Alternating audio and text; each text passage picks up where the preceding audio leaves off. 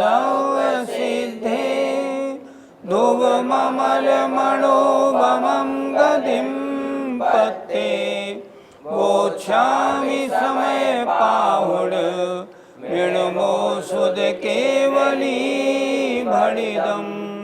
पंच परमेष्ठी भगवान की जय। पिछली ज्ञानशाला में बताया था आत्मा के आहार नहीं होता। आज 2 गाथाएं करेंगे और बताएंगे कि शरीर का जो वेश है वह मोक्ष मार्ग नहीं, मोक्ष मार्ग तो रत्नत्रय रूप परिणाम है। गाथा नंबर 432 देखिए। पाखंडी लिंगाणीय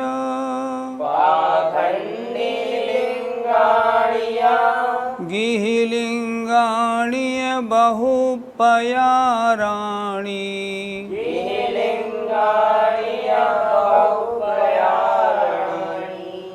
गीतुं वदन्ति मूढ़ा लिंगमिणं मोक्षमगोति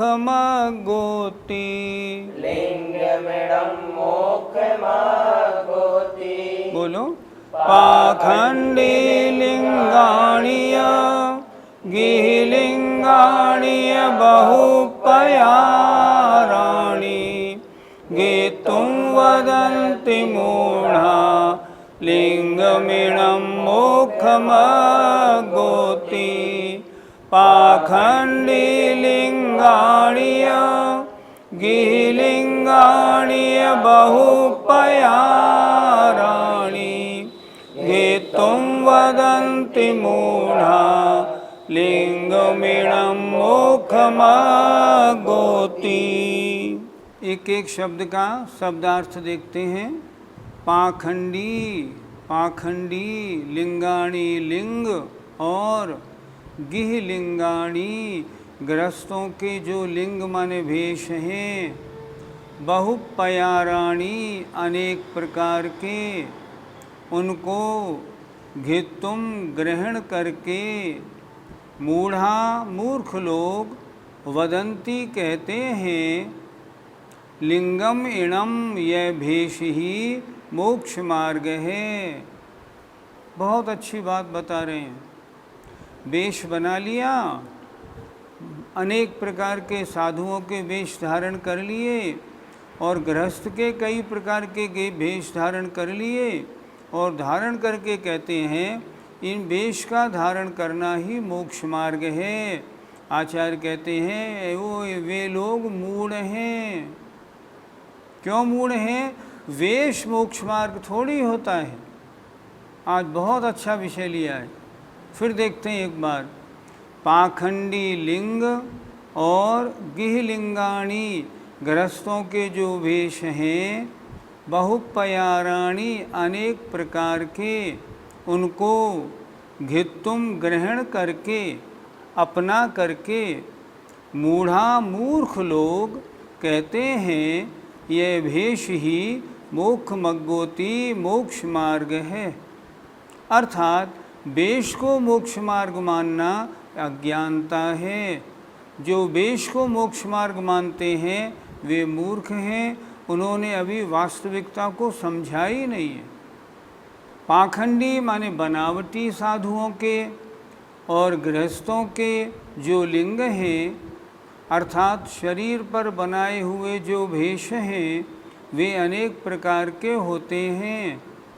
उन्हीं को ग्रहण करके मूढ़ लोग ऐसा मानने लगते हैं कि यह भेष ही मुझे मोक्ष देने वाला है। मैंने इस वेश को धारण कर लिया, अब इस वेश धारण करने से ही मैं मोक्ष को प्राप्त कर लूँगा। उनकी मान्यता बिल्कुल उचित नहीं है, क्योंकि लिंग मोक्ष मार्ग नहीं होता। पंडित जी, लिंग कितने प्रकार के होते हैं? लिंग 2 प्रकार के होते हैं, द्रव्यलिंग और भावलिंग। द्रव्यलिंग का मतलब शरीर का वेश, द्रव्यलिंग, और आत्मा के परिणाम ये भावलिंग। ऊपर से मुनि का वेश तो बना लिया, गृहस्थी में आए क्षुल्लक एलक या ब्रह्मचारी आदि का वेश तो बना लिया, और वो वेश बनाना तो द्रव्यलिंग हो गया। यदि अगर परिणाम वैसे नहीं है तो भावलिंग नहीं है। अर्थात द्रव्यलिंग शरीर का वेश और भावलिंग आत्मा के परिणाम। लिंग को हम 3 प्रकार से और भी समझते हैं, एक लिंग, एक कुलिंग, एक अलिंग। मुनि का 28 मूल गुणधारी जो वेश है नग्न दिगंबर, वह वास्तव में मुनिलिंग है। अन्य मत के साधुओं के जो वेश हैं तरह तरह के, वे अलिंग हैं। और जो मुनियों का वेश तो धारण किए हुए हैं पर शिथिलाचारी हैं, जिनकी चर्या आगम के अनुसार नहीं है, आचार्य कहते हैं ये कुलिंगी हैं। पूजनीय कौन है? 28 मूल गुणधारी दिगंबर मुद्रा के धारक जो मुनिराज हैं, उनका सही मुनिलिंग है और वे पूजनीय हैं। पंडित जी, यहाँ पाखंडी लिंग से क्या तात्पर्य है? श्री रत्नकरंडक श्रावकाचार्य में आचार्य समंत भद्र महाराज ने एक श्लोक लिखा है, सग्रंथारंभ हिंसानाम संसारावर्तवर्तिनाम पाखंडिनाम पुरस्कारो ज्ञेयं पाखंडी मोहनम। पाखंडी लिंग सग्रंथ जो परिग्रह सहित हैं, सग्रंथारंभ हिंसानाम जो आरंभ सहित हैं, जो हिंसा सहित हैं। सग्रंथारंभ हिंसानाम संसारावर्तवर्तिनाम संसार के तमाम चक्कर में भ्रमण करने वाले हैं। ऐसे जीव, ऐसे साधु पाखंडी हैं। यहाँ उन्हीं का तात्पर्य है, अर्थात जितने भी अन्य मत के साधु हैं, जिन्हें वास्तविकता का परिचय नहीं और जो अपने को विभिन्न वेश धारण करके कहते हैं ये वेश हमारा हमें मोक्ष मार्ग ले जाएगा, वे पाखंडी साधु हैं। पंडित जी, गृहस्थों के लिंग कौन से होते हैं? जो मुनि लिंग के अलावा अन्य लिंग, जैसे क्षुल्लक महाराज का, एलक महाराज का, या आरिकाओं का, क्षुल्लिकाओं का, या ब्रह्मचारियों आदि का जो वेश है वो गृहस्थ लिंग है। अर्थात गृहस्थियों के विभिन्न प्रकार के वेश। इनके अलावा जो गृहस्थी अन्य मत वाले हैं उनके भी जो तरह तरह के वेश हैं, यहाँ गृहस्थ लिंगों में उन सबको हमें ले लेना चाहिए। पंडित जी, यहाँ लिंग को मोक्ष मार्ग क्यों नहीं माना? लिंग केवल बहिरंग शरीर का वेश धारण कर लिया जाए तो क्या मोक्ष मार्ग बन जाएगा? कभी नहीं बनेगा। बहिरंग में मुनि का सही वेश हो, अंतरंग में मुनि के योग्य पूरा आचरण हो, मुनि के सारे मूल गुण हों, मुनि के योग्य परिणाम हों, अर्थात अनंतानुबंधी अप्रत्याख्यान प्रत्याख्यान का अनुदय हो, संजुलन कषाय का उदय हो, तब तो वह मोक्ष मार्गीय है। और अगर वे मोक्ष मुनि महाराज अगर शुद्धोपयोगी हैं तो निश्चय मोक्ष मार्गीय हैं। इसलिए वेश मोक्ष मार्ग नहीं, वेश तो आत्मा को उन परिणामों की ओर ले जाने में कारण मात्र है। अगर कोई ये कहे कि मैंने वेश धारण कर लिया अब मैं मोक्ष मार्गी हो गया, कभी भी नहीं। कोई गृहस्थ अगर ये कहे कि मैंने गृहस्थ का वेश धारण कर लिया, मैं श्रावक के चारित्र को धारण करने वाला हो गया, नहीं, वो भी नहीं। वेश तो आत्मा को उन परिणामों तक पहुँचने में सहयोगी मात्र है, क्योंकि जब तक निर्ग्रंथ अवस्था नहीं होगी तब तक रत्नत्रय व्यवहार और निश्चय रत्नत्रय नहीं हो पाएगा। लेकिन वो वेश मोक्ष मार्ग नहीं है। पंडित जी, मोक्ष मार्ग कितने प्रकार का होता है? मोक्ष मार्ग प्रारंभ कहाँ से होता है? जहाँ सम्यक दर्शन, ज्ञान और चारित्र तीनों हों वहाँ से मोक्ष मार्ग प्रारंभ होता है। निर्ग्रंथ अवस्था नहीं तो मोक्ष मार्ग का प्रारंभ नहीं। आचार्य कुंद कुंद महाराज लिखते हैं, लग्गो ही मोक्ष मग्गो, नग्नता ही मोक्ष मार्ग है। नग्नता नहीं तो मोक्ष मार्ग का प्रारंभ नहीं। इसलिए मोक्ष मार्ग का प्रारंभ कहाँ से माना जाता है? छठे गुण स्थान से, उससे पहले नहीं। उससे पहले मोक्ष मार्ग नहीं माना जाता। ये मोक्ष मार्ग दो प्रकार का होता है, एक व्यवहार मोक्ष मार्ग और एक निश्चय मोक्ष मार्ग। मोक्ष मार्ग में लगे हुए जो मुनि महाराज बहिरंग में तो 28 मूल गुणों का पालन करते हैं और अंतरंग में जिनके परिणामों की विशुद्धि इतनी है कि अनंतानुबंधी अप्रत्याख्यान प्रत्याख्यान 3 कषायों का जिनके अनुदय हो गया है और मात्र संजुलन कषाय के देशघाती स्पर्धकों का उदय है, वे मुनि महाराज व्यवहार मोक्ष मार्गीय हैं। जब तक शुभोपयोग में हैं तब तक व्यवहार मोक्ष मार्गीय हैं, और जब वे अपने आत्मानंद में डूबते हैं, शुद्ध आत्मस्वरूप का आनंद लेते हैं, उस समय वो निश्चय मोक्ष मार्गीय हैं। इस प्रकार मोक्ष मार्ग दो प्रकार का है।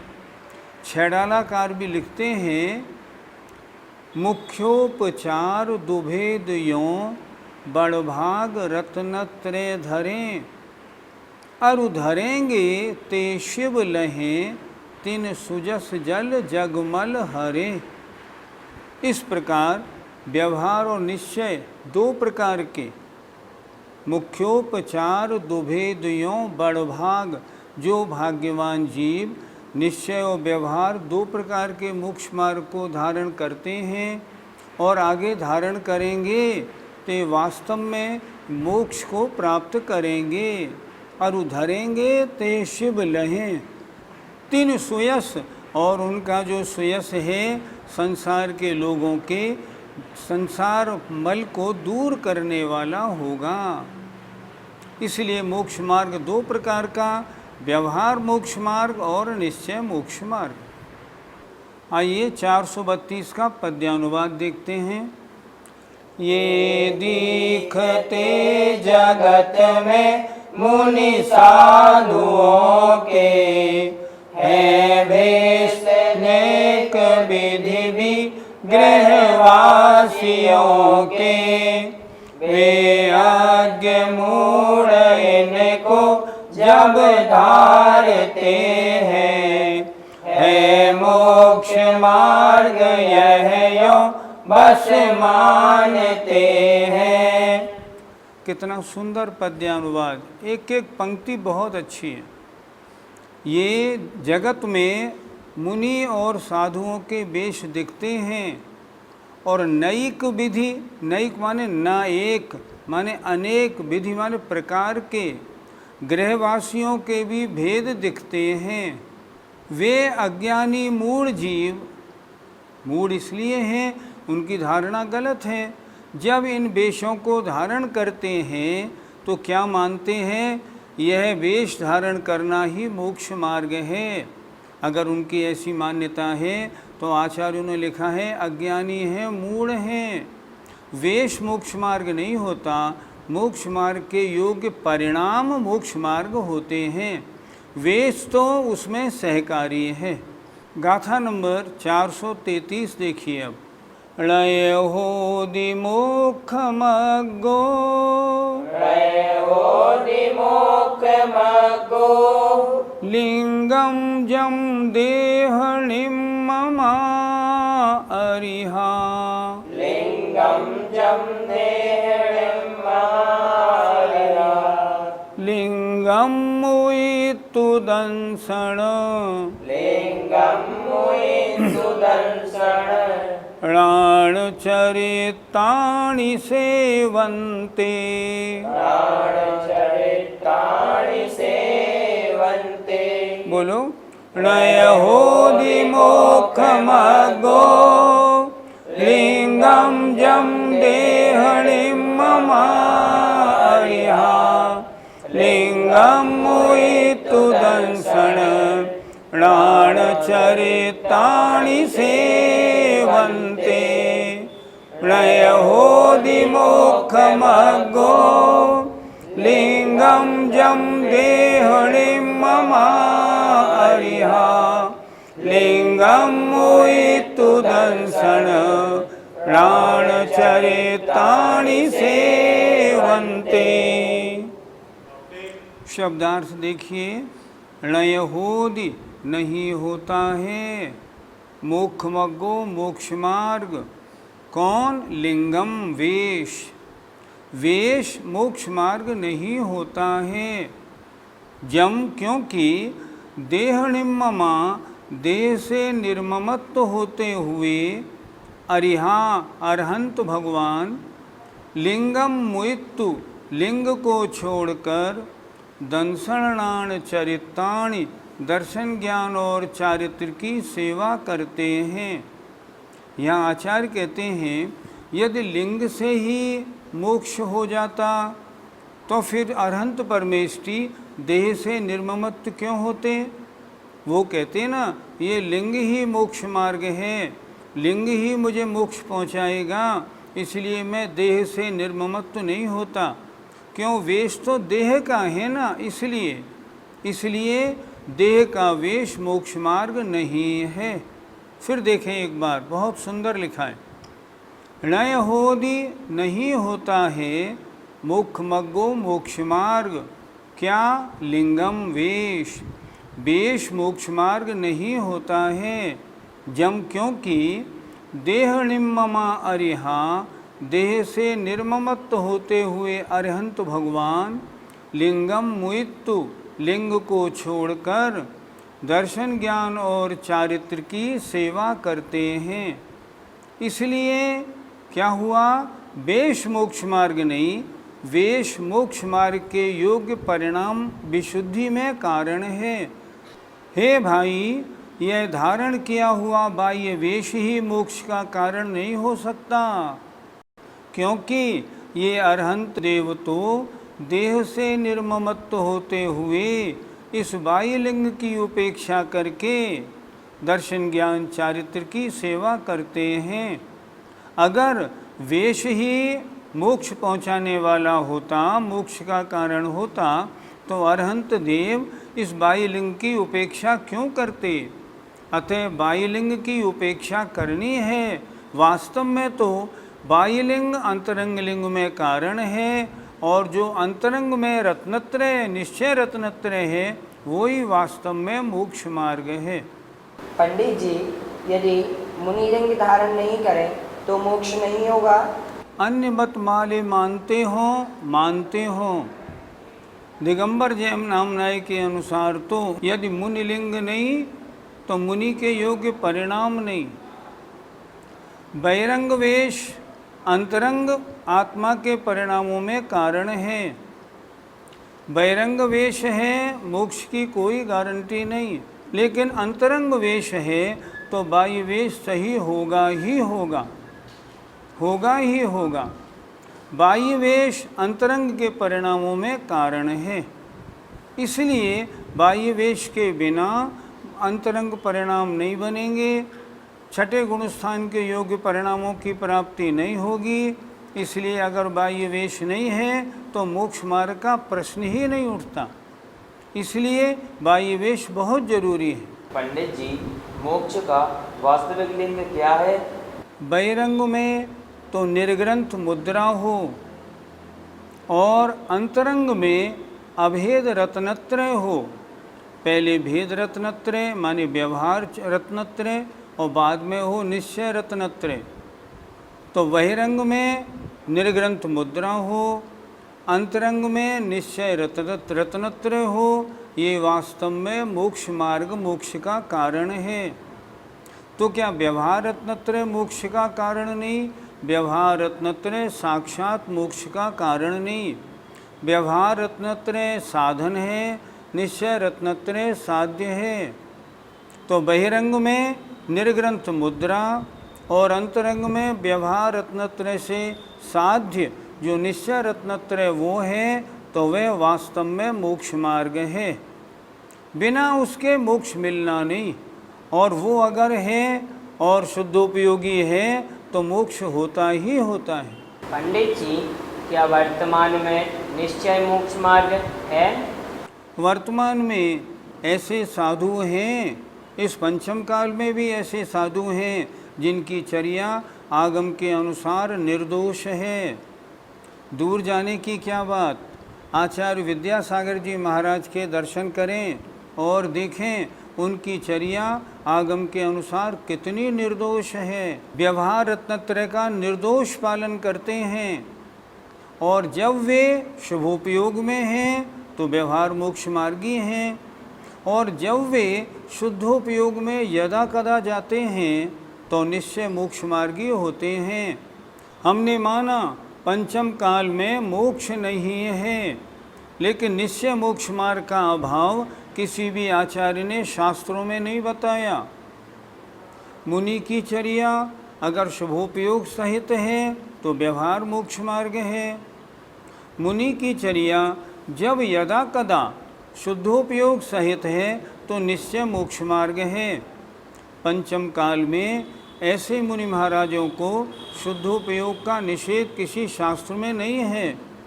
इसलिए जब ऐसे विशुद्ध चर्या वाले मुनिराज जब भी शुद्धोपयोग में जाते हैं तब उनके निश्चय मोक्ष मार्ग होता है। वर्तमान में मोक्ष ना हो पर निश्चय मोक्ष मार्ग है, पर यदा कदा है, क्योंकि शुद्धोपयोग का काल वर्तमान में बहुत कम है। अगर शुद्धोपयोग एक अंतर्मूर्त टिक जाए, हो जाए 10-20 मिनट के लिए, तब तो मोक्ष ही हो जाए, लेकिन वर्तमान में वो नहीं हो सकता क्योंकि तदयोग सहनन का अभाव है। इसलिए निश्चय मोक्ष मार्ग वाले मुनिराज आज भी हैं, और वे जब भी शुद्धोपयोग में जाते हैं अभेद रत्नत्रय अपने शुद्ध आत्मस्वरूप की साधना करते हैं, उस समय निश्चय मोक्ष मार्गी बनते हैं। पंडित जी, क्या ऐसे उत्कृष्ट लिंग की पहचान वर्तमान में हो सकती है? बाह्य आचरण देख के इन मुनिराज की चर्या आगम के अनुसार है। ये मुनिराज व्यवहार रत्नत्रय के पालन में दक्ष हैं, ये तो हम कह सकते हैं, लेकिन अंतरंग परिणाम इनका गुणस्थान कौन सा है इसका ज्ञान वर्तमान में नहीं, कभी भी संभव नहीं। एक मुनि महाराज अभी पहले गुणस्थान में हों और विद इन सेकेंड्स छठे सातवें में आ जाए, ये मालूम नहीं पड़ता। इसलिए पहचान तो नहीं हो सकती कि कौन वास्तव में निश्चय मोक्ष मार्गी हो और ये कौन नहीं है, लेकिन उनकी चर्या देख के ये व्यवहार मोक्ष मार्गी हैं। इनकी चर्या मूलाचार्य जी के अनुसार है, ये आगम के अनुसार प्रवृत्ति करने वाले हैं, ऐसा तो कहा जा सकता है। मैं पिछले 30 साल से आचार्य श्री के पास बराबर जाता हूँ और मैंने देखा आचार्य श्री की चर्या, आचार्य विद्यासागर जी महाराज की चर्या बिल्कुल आगम के अनुसार है। तो आगम के अनुसार चर्या जो है वो तो हम देख सकते हैं, लेकिन परिणामों की बात कब ये शुभोपयोग में है कब ये शुद्धोपयोग में गए, ये हमारे पास इसको जानने का हमारे पास कोई मापदंड नहीं। हम तो बाह्यचर्या देखकर ही नमस्कार कर सकते हैं, वो ही करते हैं और वो ही करना चाहिए। गाथा 433 का पद्यानुवाद कितना प्यारा है, देखिए।